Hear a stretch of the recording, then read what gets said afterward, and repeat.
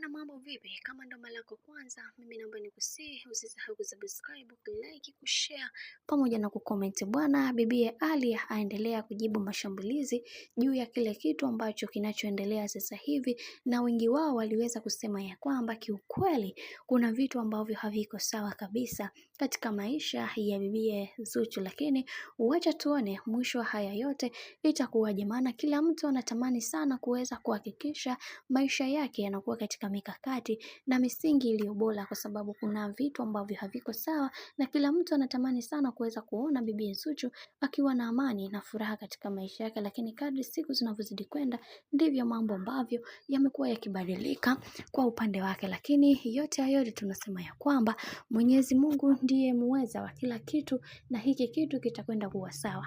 Sasa Ali ya bwana ameweza kuandika ujumbe huu mzito kwa bibi Zuchu na kusema ya kwamba kiukweli sitamani sana kuweza kuzungumzia hiki ambacho kinachonisibu kwa kipindi hiki, ila unachotakiwa kuweza kujua ni kwamba mimi ni mtu poa na sitamani sana kuweza kuwaona au kuwafanya watu wengine wanapitia changamoto nyingi sana katika maisha yao kiujumla, kwa sababu mimi ni mtu ambaye natamani mara zote kuweza kuwaona watu wengine wakifanikiwa katika maisha yao. Hivyo yote ya yote ninakili na kusema ya kwamba kama kuna yoyote ambaye niliyeweza kumkosea kwa namna moja ama nyingine, ni vyema tu akanisamehe, kwa sababu mimi ni binadamu na pia nina mapungufu na nina madhaifu ambayo hayawezi kuelezeka. Hivyo si vyema mkachukua nafasi hiyo ya kuweza kunifanya niwe na amani katika maisha yangu, kwa sababu napitia changamoto nyingi sana katika maisha yangu. Hicho ndicho ambacho alichoweza kukizungumza dada yetu kipenzi bibi Alia kwa kile ambacho